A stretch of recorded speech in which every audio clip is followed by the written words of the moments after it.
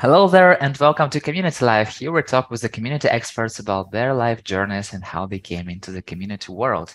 And today we have a conversation with Erik Martin, a phantasmagoric believer in community who is obsessed with old church cookbooks, college baseball, and begonias, and the person who knows everything about hires and does his best to help you find and succeed in a good community world job. So, hello, Erik. Hey, excited to chat. Tell me, Erik, how many people asked you about your camera as it follows your moves? Uh, I would say when I first got it, this is one of the new Mac Studio displays. A lot of people ask me because it's sort of, I don't know, there's some sort of software in there that follows you. It's, Steve Jobs controlling the camera from the beyond or whatever. But yeah, I think it's more common now. But I don't know. I tried to turn it off for a long time, and you have to turn it off on or at least when it first came out, you have to turn it off on like every Zoom or every whatever. And so I'm too lazy for that, but it's kind of fun. But occasionally I'll go off camera or thinking I'm going off camera to like take a coffee or something and then look up and it's really awkward. I'm trying to master the cadence of doing like a dramatic like stand up where the camera follows you, but I need to practice more. But it's fun. It's different. I don't love it, but it is yeah. But at least you can practice dramatic stand-up. So I know. I mean, we all need something like that to keep us entertained. Tell me, where is your obsession with old church cookbooks come from? Yeah,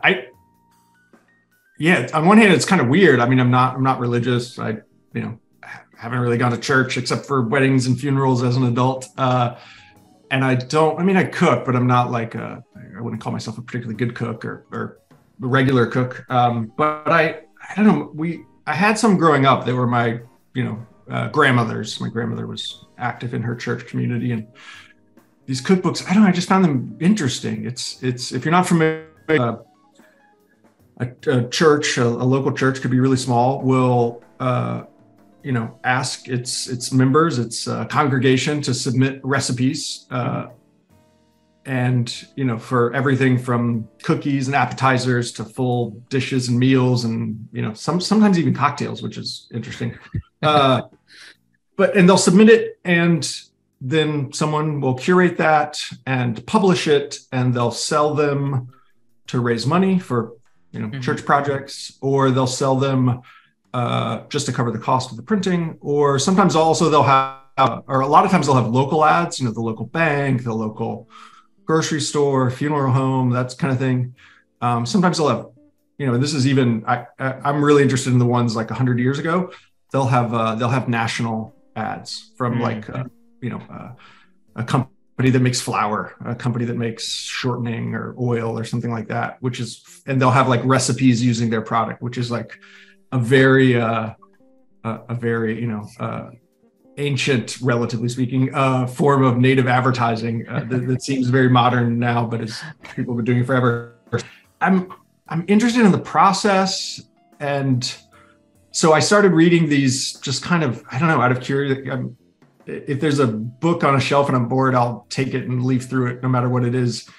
And so I just started kind of reading through these, and I just found them interesting. And then, I don't know, one late night I was looking around eBay and I was like, oh, wow, you can find church cookbooks from 100 years ago for like $7 on eBay. And so I just started ordering some just out of curiosity. It seemed like a relatively harmless eBay collection vice. So, and I just, went down the rabbit hole and became more and more obsessed. But I don't know, it's really interesting for a few reasons. One, the sort of recipe format we know today it's pretty standard with like 2 columns of ingredients, or at least you list out all the ingredients first. Yeah. And then you have sort of a couple paragraphs of instructions or a bullet list of instructions. That didn't really get popularized until about 100 years ago. So I particularly like the ones before that period because it'll just be a paragraph of text. And oftentimes, I mean, it's 100% women who are contributing these recipes. And it's interesting, just the back then ovens didn't have thermometers, so there would be instructions like put in a warm oven until golden brown.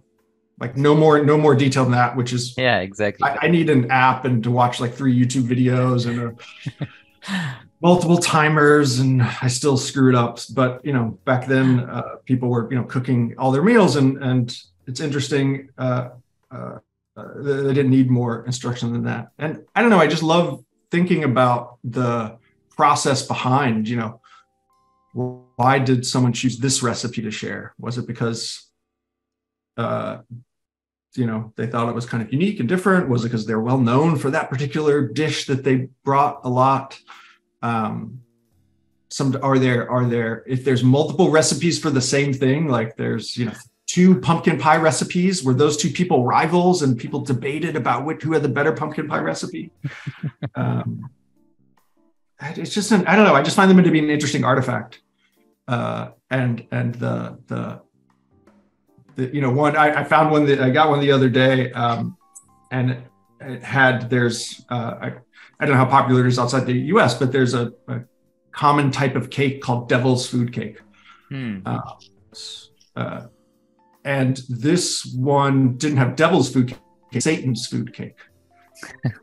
And like, I don't know, just little things like that. Like when did we settle on what infernal being to use when we talk about cake, this particular combination of ingredients for a style of moist cake. I don't know.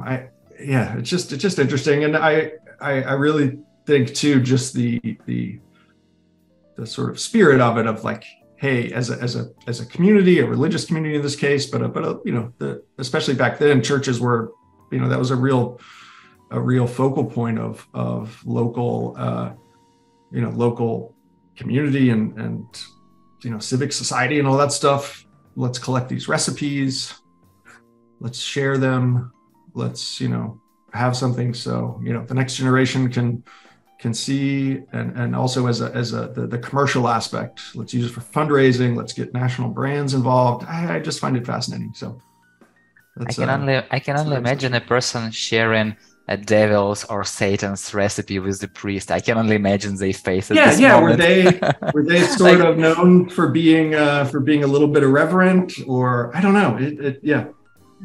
When you receive a new old book, how do you decide which recipe to try first? Usually it's process of elimination. Like there's a lot of things that either that I'm like, okay, I don't have the skills or experience to cook this, or it requires I don't have a double boiler, for I don't have the right equipment. Stuff like that. But I don't know, ones that are interesting are I'm drawn to. Like there was one I did over Christmas that was like a grapefruit biscuit, a grapefruit drop biscuit. Biscuits are pretty simple, but I'd never seen like a biscuit that had grapefruit as a flavor.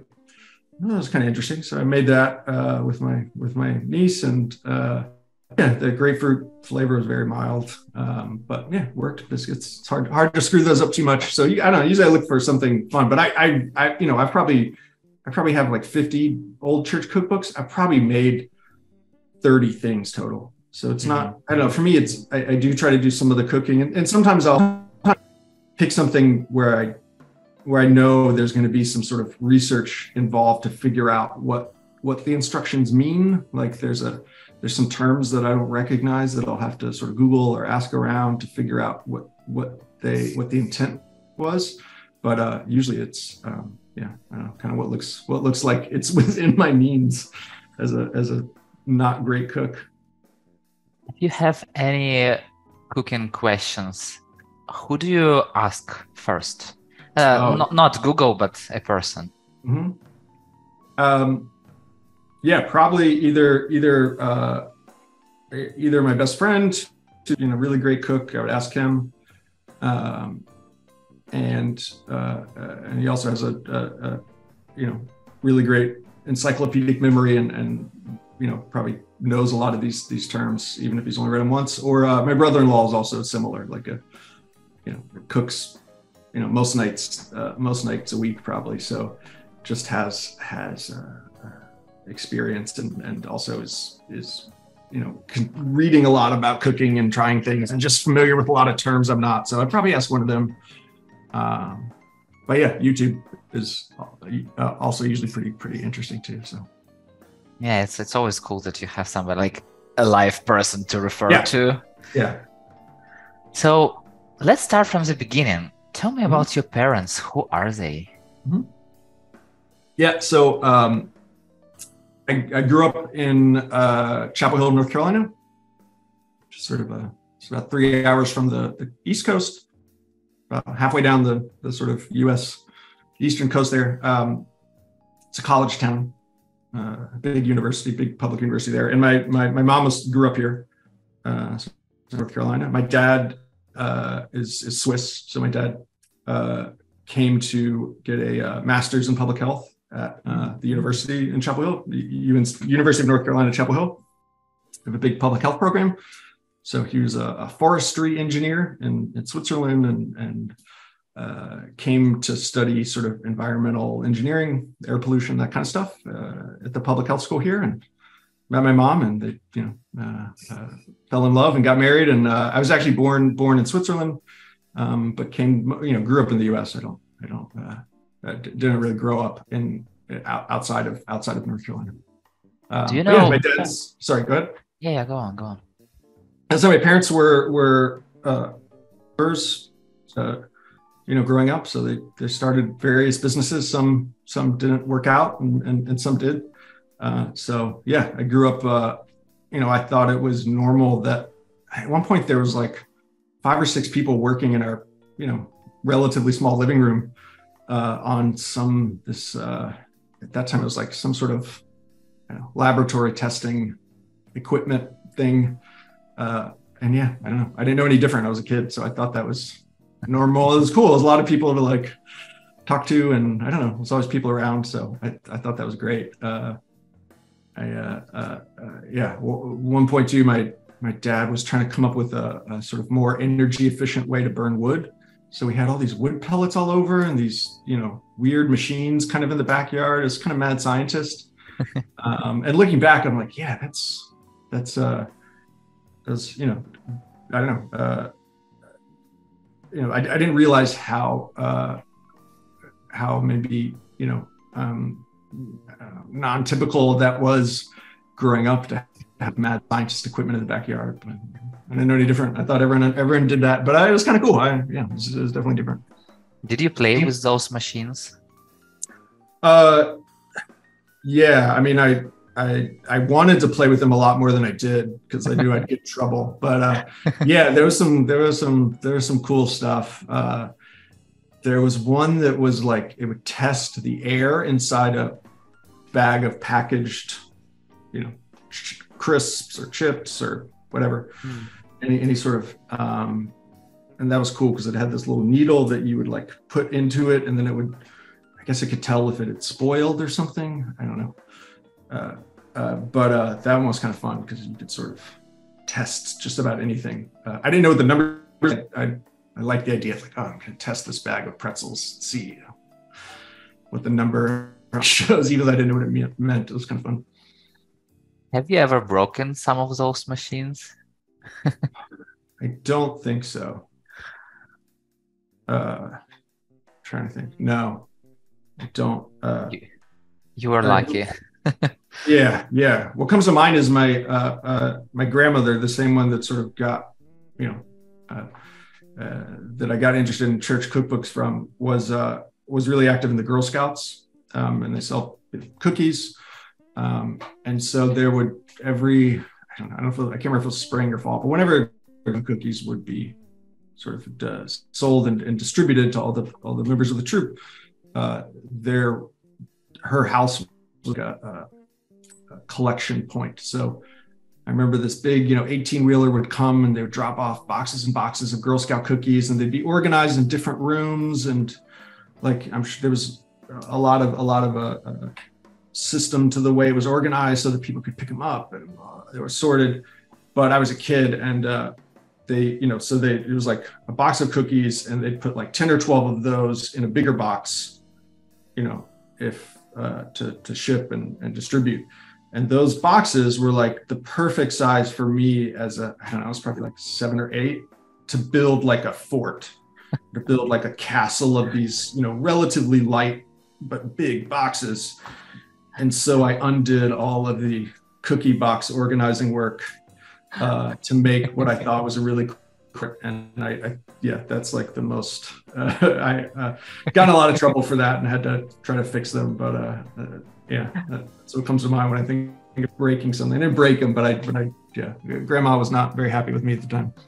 What was her reaction when she saw it? Oh, she's angry. Like, I don't know if we can, I don't know if we can resort all the stuff, which is kind of funny because it's cookies. It's like, I don't know, something about the juxtaposition of like, you've messed up the cookie sorting is kind of ridiculous, but like, there's a lot of time went into which boxes went where, and there were clipboards and stuff. I don't know. Yeah. But. Did they allow you to try those cookies, or they were just only for selling? Oh, yeah. I mean, I didn't know a lot, but I knew enough not to try to eat the cookies. Like somehow I didn't know not to move the boxes around, but I did know like, those aren't for you. I mean, there were plenty of cookies around. It's not like I was, wanting for cookies. So yeah. And I think, there's always, I don't know, there's also, any house of my relatives, and I think it's a pretty common thing. There's always a box of Thin Mints in the freezer somewhere. So that's sort of like a bottomless box of Thin Mints, no matter how many times you clean out the freezer. So I don't know I'm not, I'm more of an ice cream person than a cookie person, but like, if I wanted cookies, there was a place to get them, but I knew not to eat, those cookies. Like, if the box isn't open, like, don't think about it. Don't do that. Yeah. Do you know why did your parents move from Switzerland? Yeah. I mean, I think when they got married, I don't know exactly what the, sort of negotiation was like, but like, they decided they wanted to live in Switzerland for a little bit. I was born there.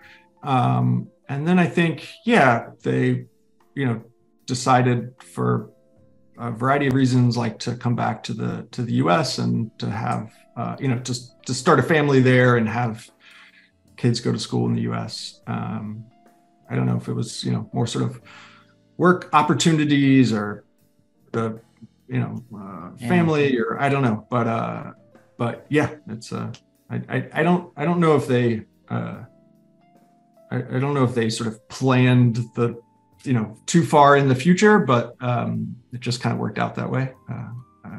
I traveled back and forth a lot as growing up, but did all my school in the US. And do you travel now to Switzerland sometimes? Yeah, I mean, I haven't been since COVID, which is I'm sad about. But I want to get back there soon. But before COVID, I try to go every year or two. Not as much as I'd like, but at some time, for some jobs, I've had sort of business travel to various places in Europe, and then I would always try to sort of make a stop in Switzerland. Still have relatives and family over there and friends, so try to get there as often. But this is definitely the longest I've been without going there, and that I can remember at least. And you still have some relatives there? Yeah, absolutely. So you usually visit the family here? I mean in Switzerland. Got it. You already told me about your forts building and playing with interesting machines in your yard. And tell me one more thing about your childhood which comes to your mind right now. Sure. I mean, I kind of grew up in the woods. We were, our house was like fairly isolated. There was you couldn't really walk. I mean, you could walk to another house, but it wasn't like, I didn't grow up in a neighborhood with other kids my age, really. Yeah, I mean, I have a younger sister, but yeah, we kind of play in the woods a lot, fish, like just sort of, but yeah, it was pretty great. I mean, and looking back, like it was pretty idyllic, you know, wasn't, I mean, you know, it wasn't too much trouble I could get into wandering around, stomping around in the woods with. What was your favorite game in the woods?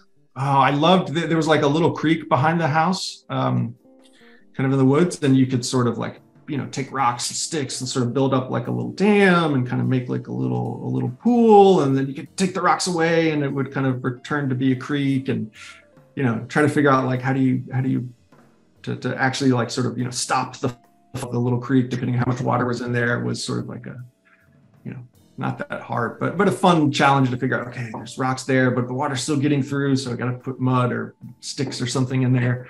So that was always kind of fun to play with that. Yeah, and then there are always, you know, little crayfish and fish and little tadpoles and frogs and, you know, little creatures in the sort of creek and muck. That was fun to, yeah, sort of investigate and, yeah, try to catch. What is the main distinction between a copperhead and a corn snake, and how to remember it? The difference between a copperhead and a corn snake. This is one of the few I actually feel confident I could do in the wild. Not super knowledgeable about snakes, but corn snake is easy on its belly. It has like a checkerboard pattern, black and white squares that's very distinct. So if you can see sort of its underside, that's pretty clear. Like you can't mistake it. It almost looks, you know, the checkerboard almost looks like something you wouldn't see in nature. It's too much like a checkerboard or chessboard. The coloring on the top is very similar. Copperhead, you know, like most venomous snakes, has a sort of triangle, beefy triangle sort of head that is pretty distinct. And I think like primally we have, you know, still have wiring in our brain to be like, that's a dangerous snake. So usually if you're not sure, I mean, you know, just leave it alone in either case, but like, yeah, usually if you're not sure, it's probably a corn snake. I feel like even if you've never seen one before, if it's a copperhead or other venomous snake, you kind of, your subconscious remembers from, you know, whatever, 50,000 years ago, like stay away from that. But yeah. Yeah, if you're not sure, it's better to definitely stay away from any snakes. Exactly. Your Twitter account's link, Huey Priced. Yeah. Why Huey Priced? Yeah, Huey Priest. It was, so when I was in college, I did sort of work on the side to, you know, pay bills and have money and stuff for a promotional products company. So a company that would make branded coffee mugs, golf balls, you know, swag, giveaway stuff for companies. And so I'd, you know, try to get different groups on campus to, you know, order their promotional sort of swag through me, make a little bit of money. It's kind of fun. But all of the samples that company would send me to sort of show petitioners used Huey Priest as a, you know, first and last name as their sort of sample name.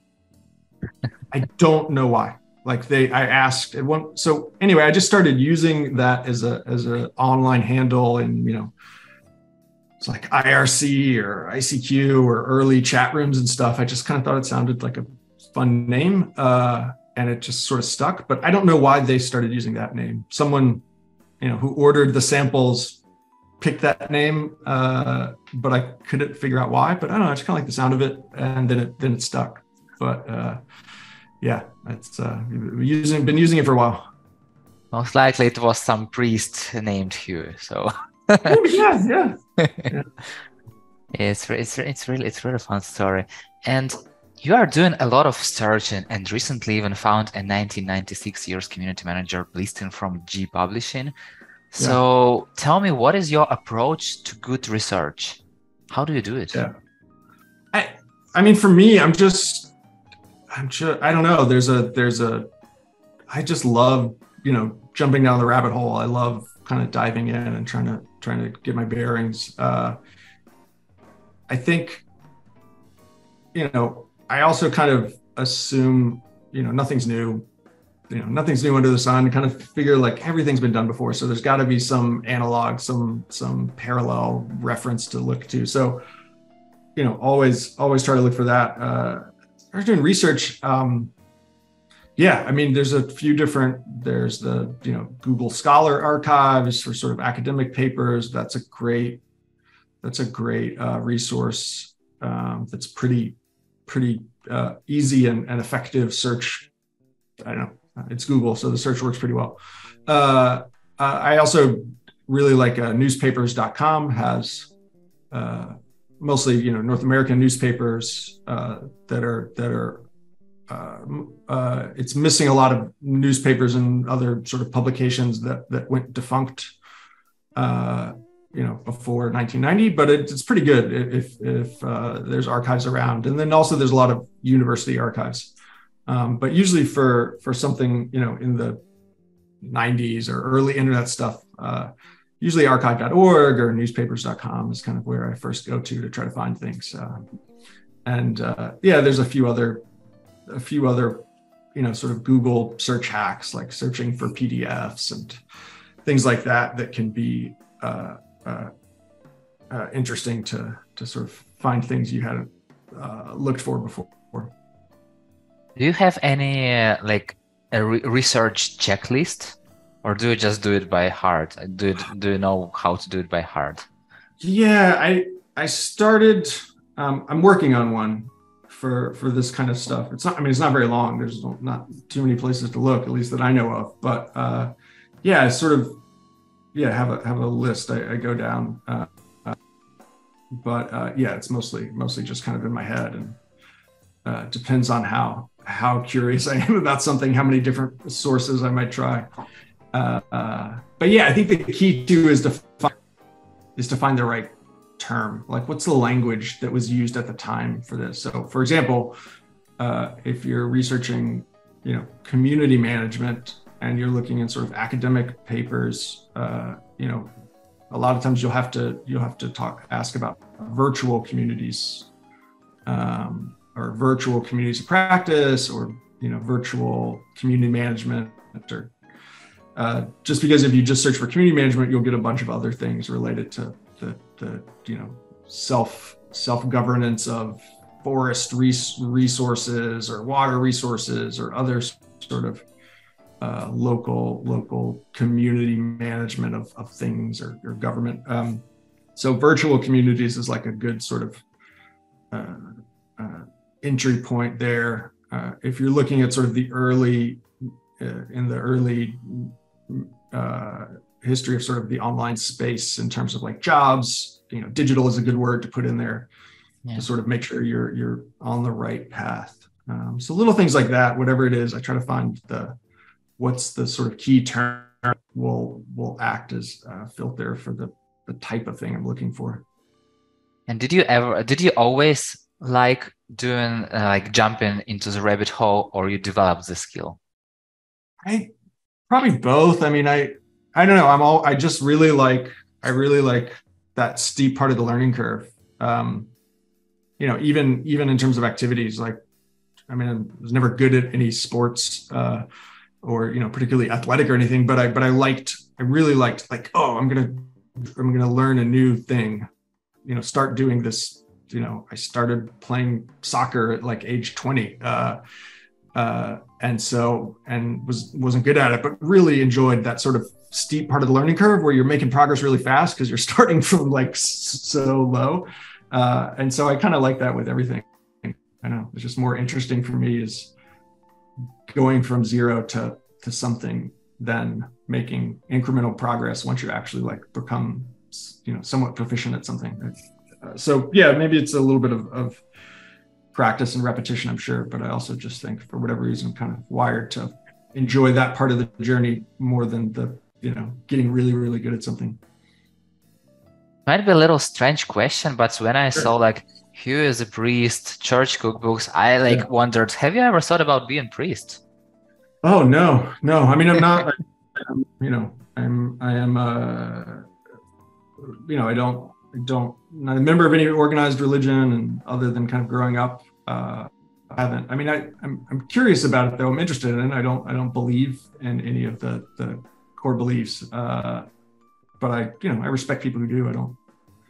Uh, Yeah. so I don't know. I find just the place religion has in our, I don't know, culture interesting. I don't even have a lot of strong opinions about where it should and shouldn't be. I mean, there's some obvious places it shouldn't be involved, of course, but like, I just find it interesting what even like occasionally you'll get, especially in the South, I'll get an email from like someone at the power company or someone at some sort of regulated big company, and they'll have a religious quote in their email footer. And I don't know, it's kind of weird, and they probably shouldn't do that if it's a government thing. But like I'm more just interested that what made them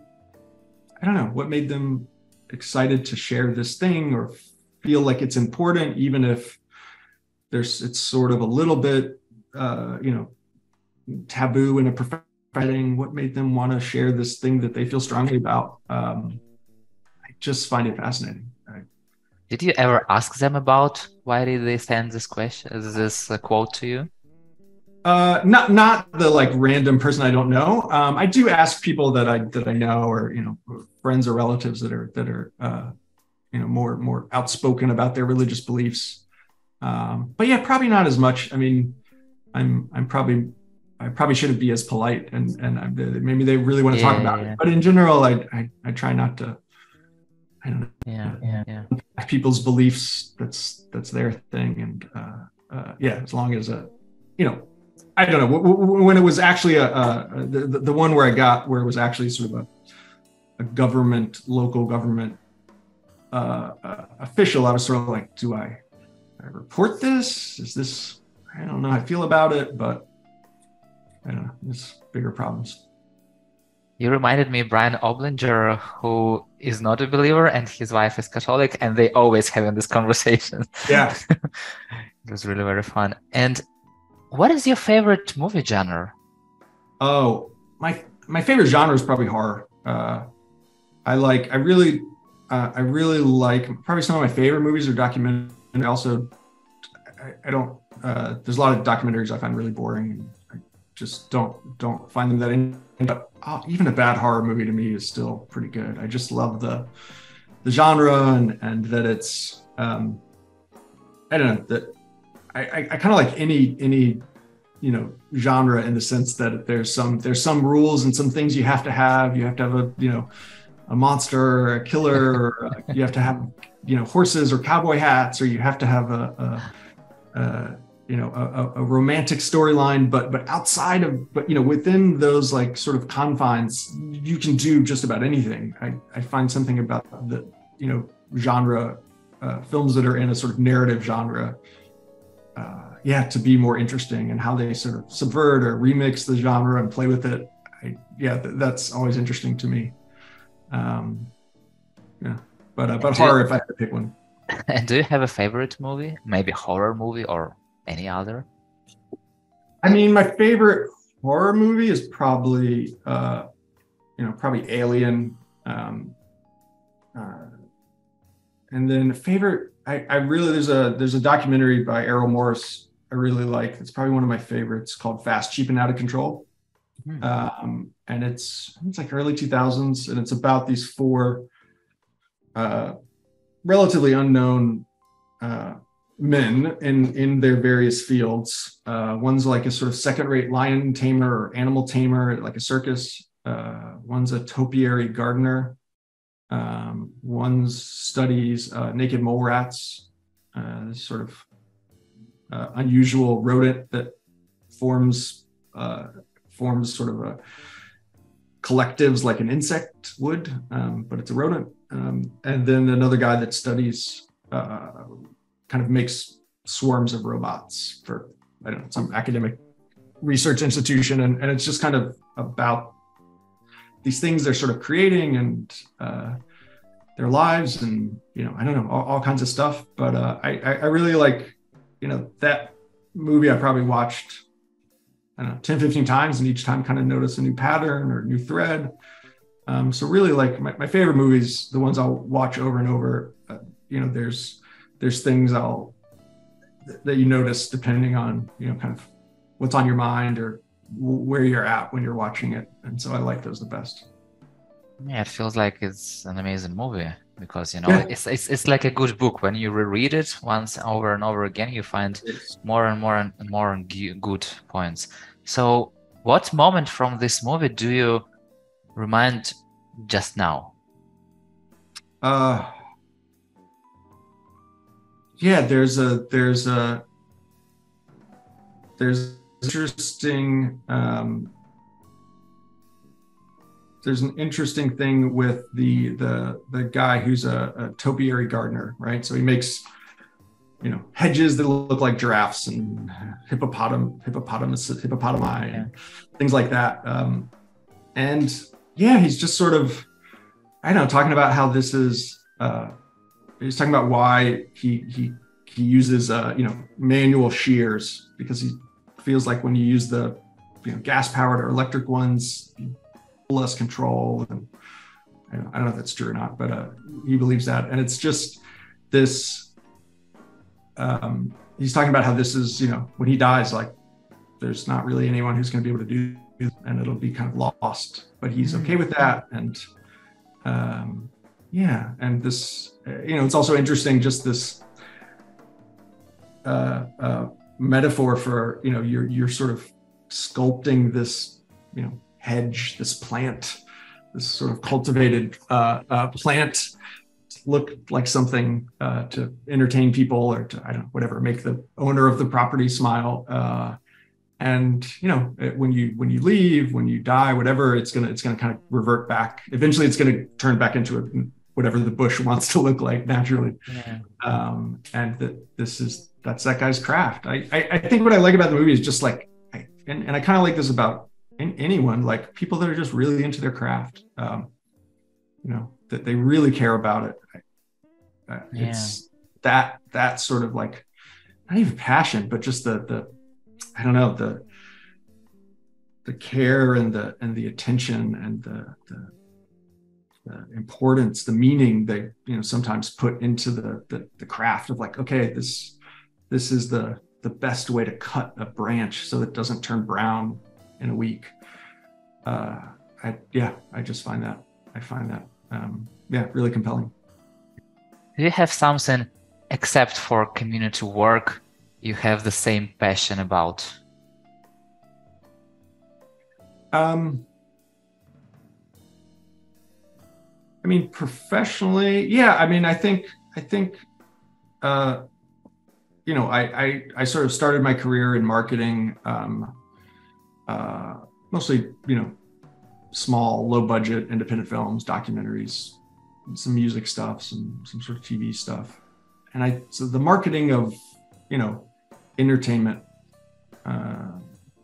content, especially ones that are, not super mainstream, not super big budget, that have to break through. And how do the craft of, like, you need a lot of luck, and you need, a good story, a good film, a good whatever, but just the craft of, like, how do you break through? How do you get this thing that there's so, especially these days, there's so much out there. There's so many choices to spend your time and attention on. There's so much great, films and videos and creators and books and all these things. As someone who's trying to promote something because you believe in it, or because you made it, or because whatever, you're being paid to do it. How do you find the right people? How do you get it out there?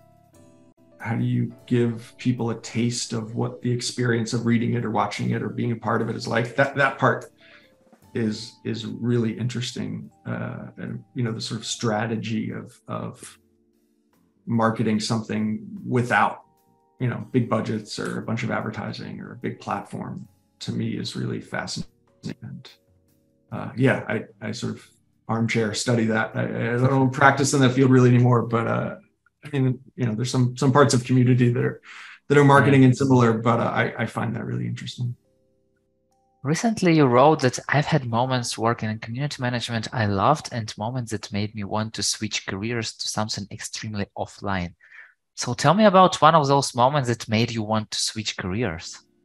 Yeah, I mean, I think as a community manager, and unless you're dealing with a relatively small community, uh, there's never enough time to really give one-on-one attention to the people you get to know. So, Exactly. and I'll give you an example. So I ran the community for this amazing a startup called Teal that helps people helps job seekers. And this was, it didn't make me want to switch careers, but you're trying to help people find jobs. It's really hard, even in the best circumstances. When I was working there, it was around COVID, so it was like, it was extra hard. People were really struggling. Whole industries were being, turned upside down. People from travel or hospitality were now trying to switch careers, and finding a job's hard, even when things are good. So it was really tough. It was like, I don't know, no matter how much I optimize or, how much I'm never going to be able to interact with. There's always something left on the to-do list. There's always someone I should have gotten back to, or wanted to get back to quicker, or I wanted to connect with the right person or opportunity that I couldn't. And I think with anyone working in community, and probably other areas, any sort of customer facing role, that's the case. But you never have that. You never have that feeling of, okay, the day is done and I've done this, right? Like that feeling of, okay, this is what I accomplished. I've done the things I needed to do today, and tomorrow I'm going to do something else. That like stereotypical feeling of like, here's all the things here's the apples I picked today. I can look at it, I can see it. It's a big basket. That's what I did today. I'm going to do more tomorrow. So it's always so abstract. Like, you help people, you have metrics, you have goals, there's business goals, there's great feedback you get from people, but it's all pretty, abstract and ephemeral, and there's always more you could have done, or more. I wish I would have, done,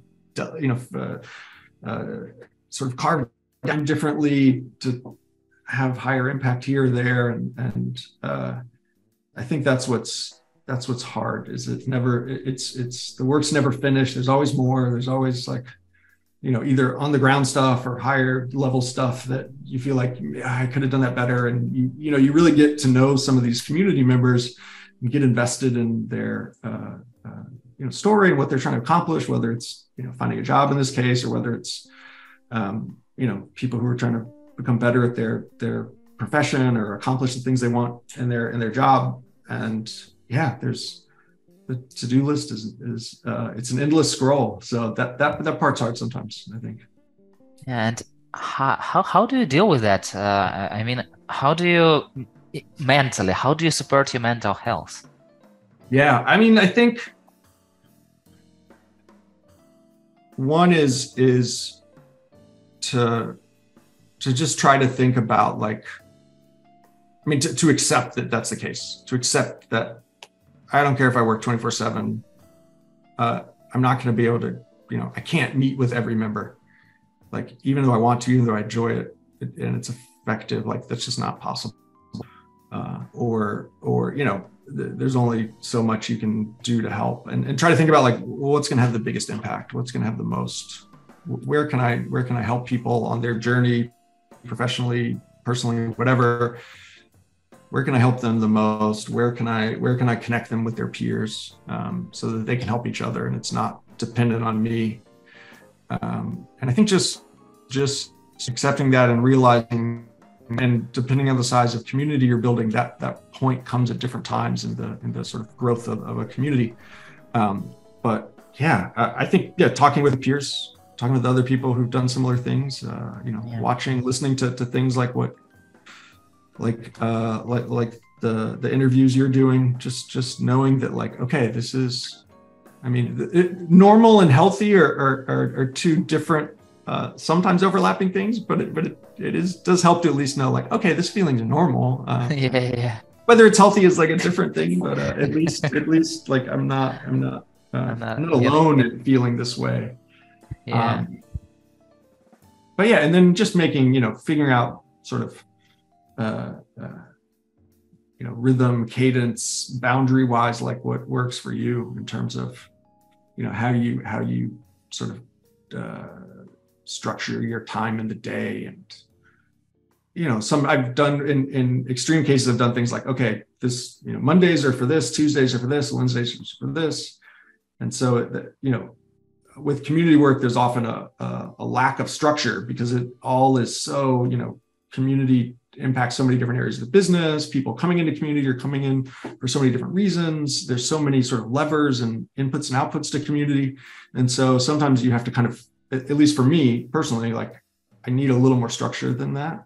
I don't want too much structure, like, don't get me wrong, but I need a certain amount. So sometimes you have to kind of add that in yourself, as sort of a forcing function or enabling constraint. And so sometimes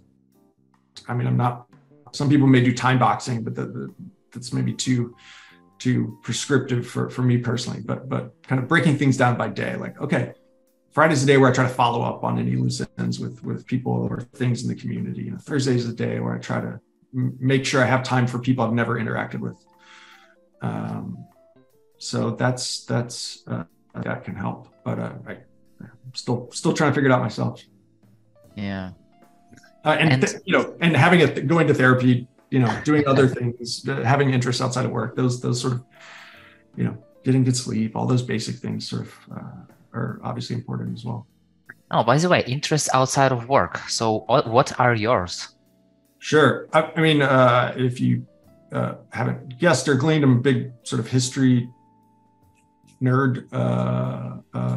So I listen to a lot of, history books and podcasts and things like that. Really like, I try to walk a fair amount each day. I trying to get a car, my first car in like about 20 years. So I don't really drive, but trying to, it might be changing soon. But yeah, try to walk a lot, usually listen to books, walk the dogs, walk with my partner. That's pretty big. Big college basketball fan. I mean, in this sort of southeastern U.S. and in North Carolina, that's almost our religion in some ways. So during college basketball season, I'm follow that pretty closely. And what else? I've gotten fairly into sort of gardening and things like that as well. Why begonias? Because it seems like I can keep those alive.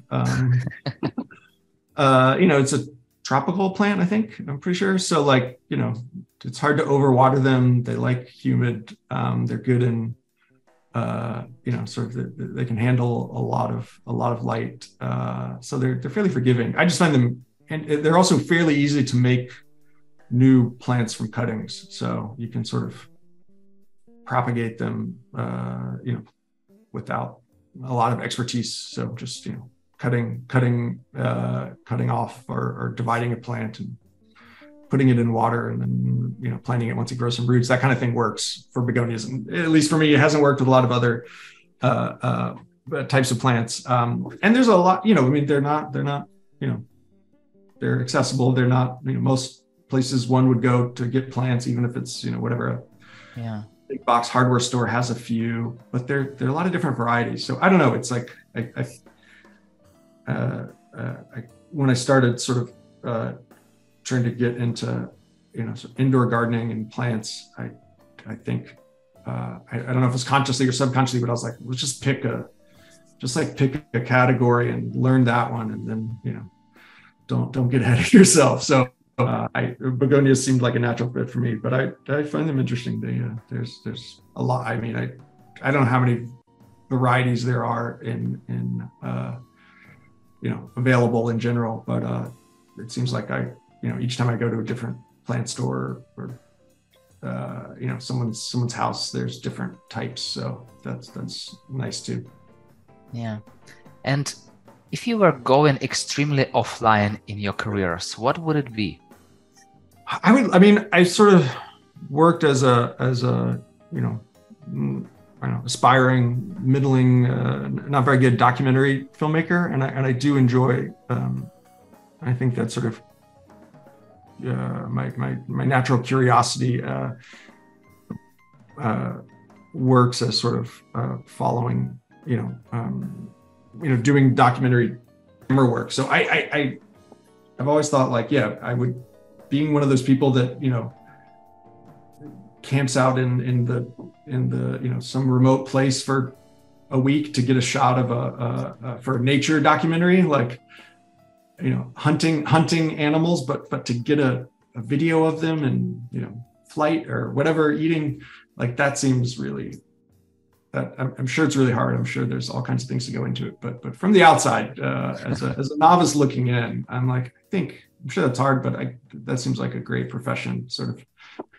And figuring out, this is the way we had to set up a camera rig to be able to capture this polar bear because, they ate all the other cameras or all the other cameras froze. So we had to come up with some way to shoot it. That kind of problem solving interests me. I think that would be fun. And just, I don't know, documentary, what I liked about shooting and editing documentaries is, I don't know, I feel like I watched, when you edit something and when you shoot it, at least for me, it like just gets written into my brain in a different way. It gets sort of like, etched in there a little bit deeper. So, and when you then edit something, you watch it over and over and over, and it just kind of like those memories are more vivid, and the sort of knowledge you happen to soak up about things and the people is just, at least for my brain, sort of encoded differently in a good way. So I find that really, really exciting too. And I've never seen documentaries about communities. Have you ever thought about that? I'm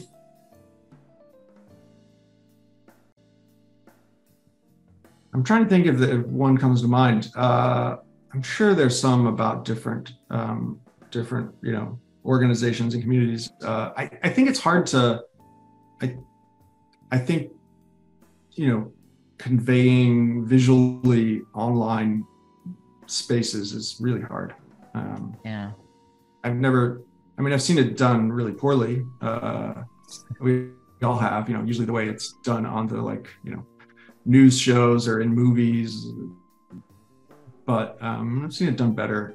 But I think I don't know. I haven't. Well, there's some good documentaries out there about some sort of various early internet sort of subgroups and stuff that are interesting. But about online communities, I don't know. That might be too close. I would be too impartial or too partial to be too close to it to do a good documentary on that. But someone should. It's interesting. It's not exactly online communities, but there's a documentary filmmaker, Andi Timoner, that I like a lot. She did a documentary on these bands in the late 90s called Dig, D-I-G, ! She followed these bands for like 7 years. Really great documentary about these two bands. And then she did another one called We Live in Public about like very early sort of live streaming.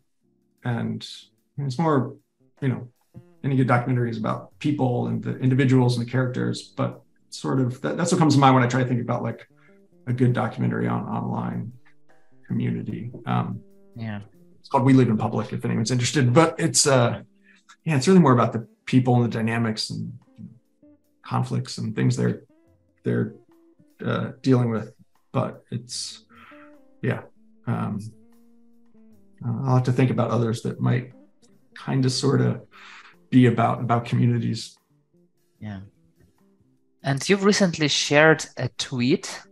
One mangled blue ink pen found on the floor, and guess who doesn't have an alibi? So tell me more about the criminal who made it. Yeah. So in this case, I mean, allegedly, or the evidence points to my 3-year-old dog Bert.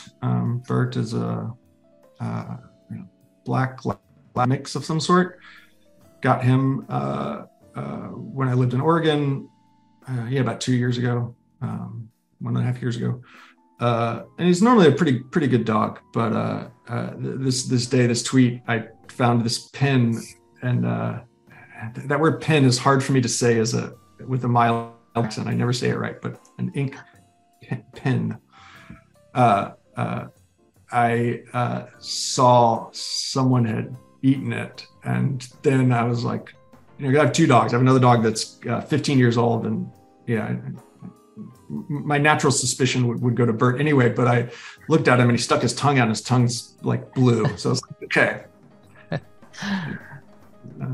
So maybe not conclusive, but we all know who ate this. We all know who ate the writing instrument in question. But yeah, he's great. I enjoy. I have 2. I have Bert. I have Mog, who's 15, and then I have a cat named Sigourney, who's usually interrupts any sort of a Zoom recording, so she must be sleeping somewhere extra cozy. But I enjoy my pets a lot. And how do you decide to get a second dog? I mean, I don't know if it's exactly a rational decision, but part of the calculation is like, well, we have 1 dog, you have to like sort of, when you travel or out of town or whatever, you have to sort of plan for 1 dog. So 2 is not really that much more work.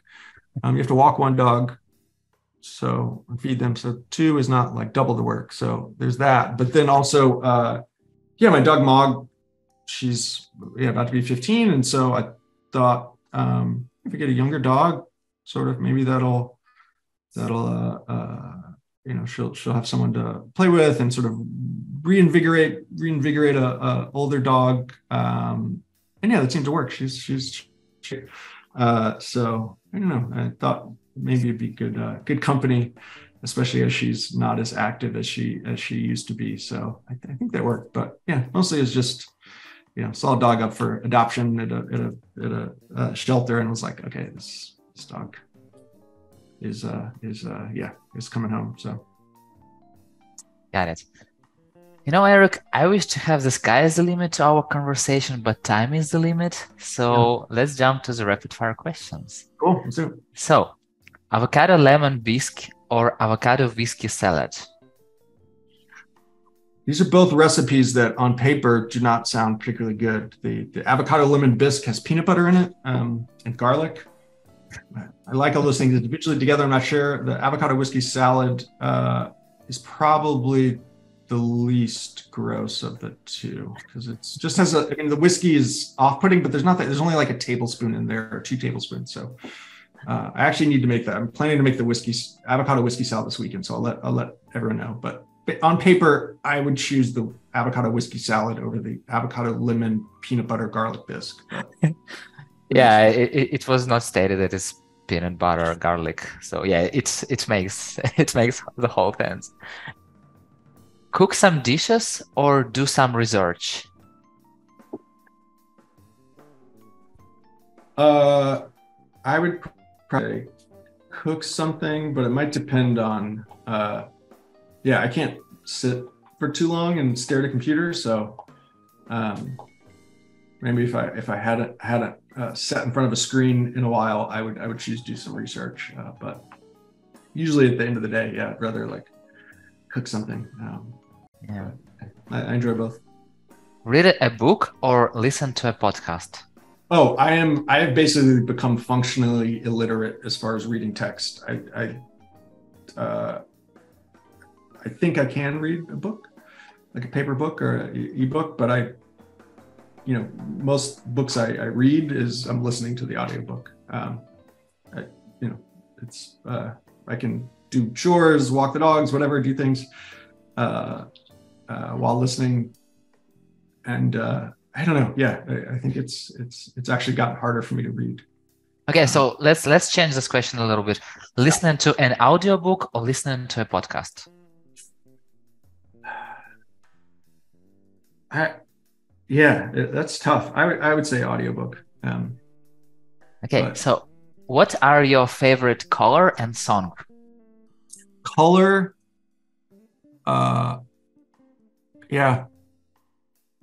blue, like a light blue. Favorite song.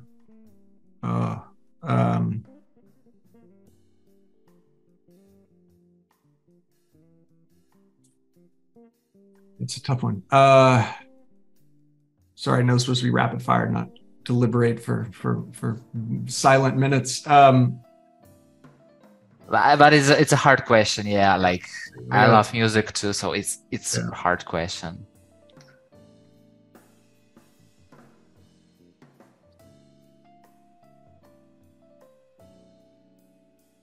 Yeah, I have to think about that one. Okay. If you were a superhero, what superpower would you have?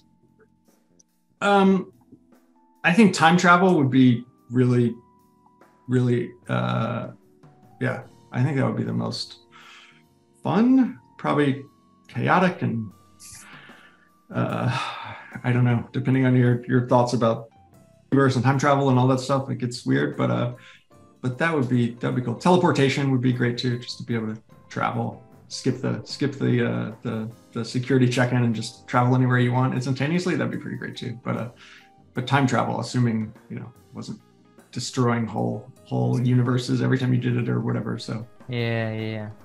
Who do you learn from in the community world? Name one person. It's a super hard question, but just one person.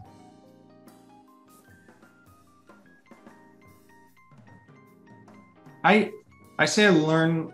There's no one. I'm sort of not answering the question, but and I realize that. But I would say learn a lot from looking at scholarly work.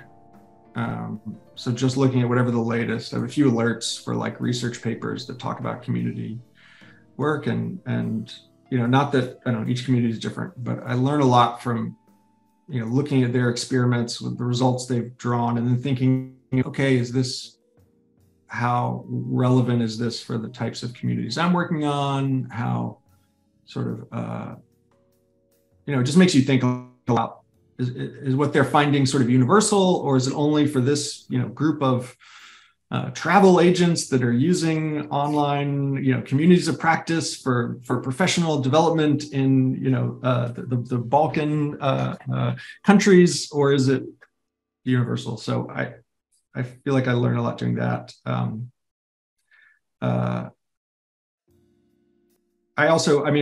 Peter Block is an author and activist and community organizer who's still around. I mean, he's been, but he wrote a couple books that I go back to quite a bit that are, about community building rather than sort of online community management. But I definitely. His book called On Community and one on strategy that I learn a lot from as well. Okay, and name two people who I should definitely have a conversation like this. Sure. I would say Erica Young, because the managing director of communities at Atomico, which is a venture capital firm in London, but also has an amazing blog and writes a lot about networks, right? And their overlap with communities, but especially network science. And she's a former engineer and has done a lot of amazing stuff. And just the way she talks and thinks about networking, and also her own career journey, you should definitely to her. Let's see, who else would be good? I also think like it'd be fun. I mean, I love using random chance too for sort of making sure you're, I don't know, talking to people, uncovering things that maybe you wouldn't otherwise. So if there's a way, I'm happy to help you do this too, but if there's a way to find or create a list of community professionals, and then using, random number generator and be like, okay, I'm going to try to talk to number 77. Frankly speaking, I'm kind of doing like that, So Yeah, I never I don't have a big plan who to yeah, talk to. So it just arises, I don't know, somehow I have a list of people, but like, oh, okay, today I should talk to Erik. So I will reach out to Erik right now. yeah. So that's exactly how it works. And if you want to help me create this list, I would love to. The people you're talking to are great. But yeah, I'm always curious, like, yeah, who are the people who aren't sort of active in the meta spaces or whatever, the social media stuff, that are doing great work, but they just, for whatever reason, aren't doing that, but have a lot of interesting experience. So yeah, maybe someone that you have not interacted with yet might be really interesting too. Okay, got it. So I will definitely ask you to help Yeah. me to create this list. So, and the final question, is there one question that I definitely should have asked you but didn't? Um,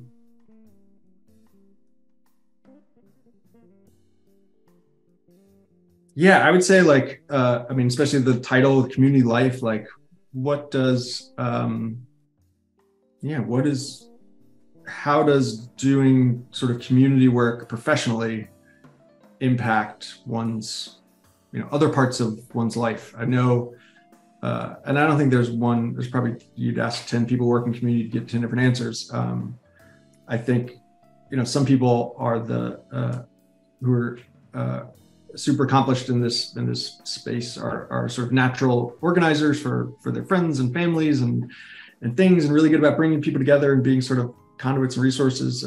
Others, maybe like myself, are a little more natural and maybe do that sometimes, but it's not necessarily natural. But I don't know. It's for me. It's, I think, where it's impacted, sort of my life is in being curious, and it's even like enhanced that, or augmented that curiosity I have, especially about people professionally, especially in my role at ComStore, like working with all these different communities of practice.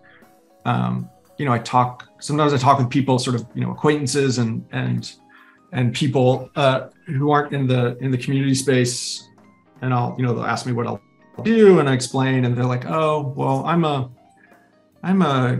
corporate lawyer. We don't really have online communities. There's not a community for us. And I'll be like, oh no, there is. There absolutely is. Like, I happen to know of a few of them. Let me show it to you.